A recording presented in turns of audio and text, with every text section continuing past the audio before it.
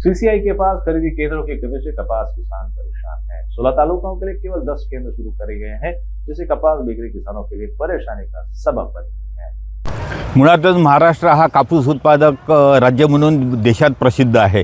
जवळजवळ 42 लाख हेक्टर इथे कापसाचा कोरडवाहू पेरा होतो आणि त्यामध्ये 1 कोटी गाठी तयार होतात आणि एकेकाळी इथे कॉटन फेडरेशन आणि सीसीआय दोघांची सुद्धा खरेदी होती, परंतु मुळातच आता कॉटन फेडरेशन नेस्तनाभूत झालेलं आहे। त्याला पुन्हा जनरेट करण्याची गरज आहे, कारण की सीसीआयची महाराष्ट्रामध्ये जी यंत्रणा आहे ती तोटकी आहे आणि फक्त यवतमाळ जिल्ह्यात 16 तालुके असून 10 सेंटर सुरू झालेले आहे।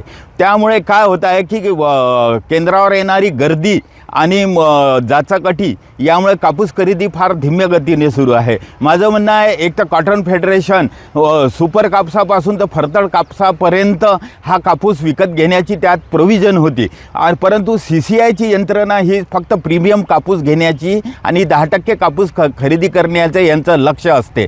त्यामुळे खऱ्या अर्थानं शेवटच्या बोंडापर्यंत जर कापूस खरेदी झाला सीसीआय मार्फत तर शेतकऱ्यांना जो 700 रुपये जो डिफरन्स आहे खुल्या बाजारातला आणि सीसीआयच्या MSPचा तो फायदा शेतकऱ्यांपर्यंत पोहोचला पाहिजे, कारण की मिनिमम सपोर्ट रेट म्हणजे हे काही नफ्याचं गणित नाही आहे। खुल्या बाजारातले भाव 700 ने कमी आहे आणि शेतकरी जर जिवंत ठेवायचा असेल तर सीसीआयने एकतर शेवटच्या बोंडापर्यंत कापूस घ्यावा आणि विविध ग्रेडमध्ये घ्यावा आणि शेतकऱ्यांना खऱ्या अर्थानं आत्महत्येपासून वाचवण्यात यावं।